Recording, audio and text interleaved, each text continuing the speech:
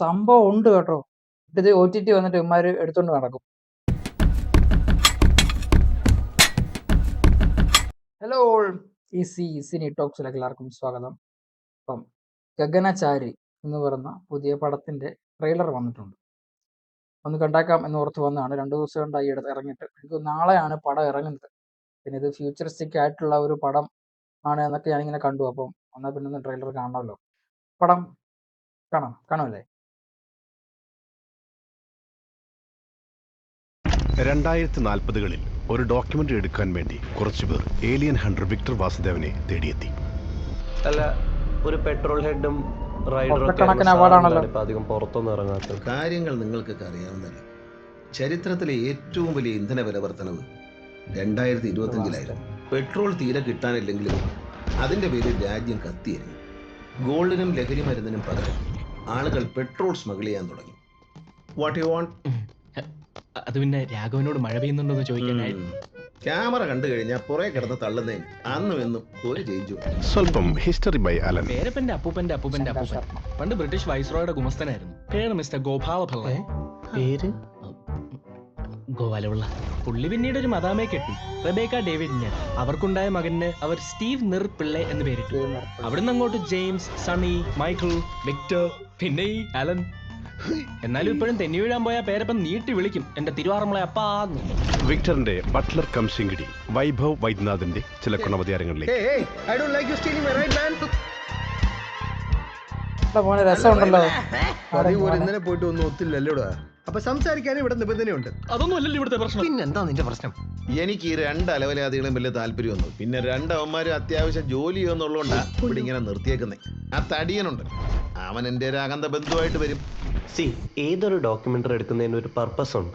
നമ്മൾ അവിടെ പോയത് ഏലിയൻ ഹണ്ടർ വിക്ടറിന്റെ ബയോപിക് എടുക്കാനൊന്നുമല്ല. അയാളുടെ കയ്യിൽ ഹൈലി സൊഫിസ്റ്റിക്കേറ്റഡ് ആയ ഒരു AI ബോട്ട് ഉണ്ടെന്ന് കേട്ടു. രാഘവ, ഇന്നലെ രാത്രി നിന്റെ ബഹുമാനത്തിന്റെ സെറ്റിങ് അല്പം കുറച്ചായിരുന്നു. ഇയാളുടെ ബഹുമാനത്തിന്റെ സെറ്റിംഗ് ഒരു 50% ആക്കിയായിരുന്നു. എന്നാ ഒരു 95 ആക്കിക്കും.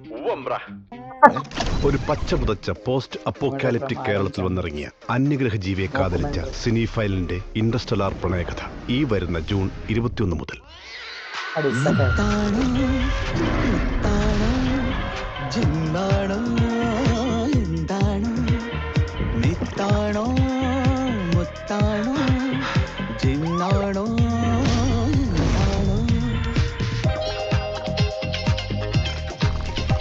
ഗഗനചാരി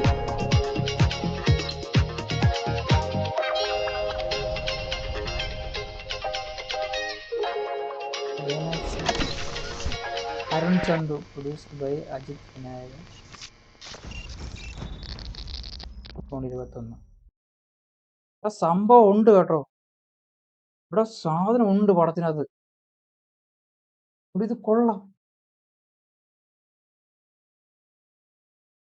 ഇത് പൊട്ടും മിക്കവാറും. നല്ല പടമാണ്. ഇത് OTT വന്നിട്ട് ഇവന്മാര് എടുത്തോണ്ട് നടക്കും. മറ്റേ ഇത് വന്നില്ലേ, എന്നായിരുന്നു, ആവാസവ്യൂഹം വന്നില്ലേ. അത് തിയേറ്ററിൽ വന്നാൽ എനിക്കറിയത്തില്ല, ഞാനത് കണ്ടില്ല.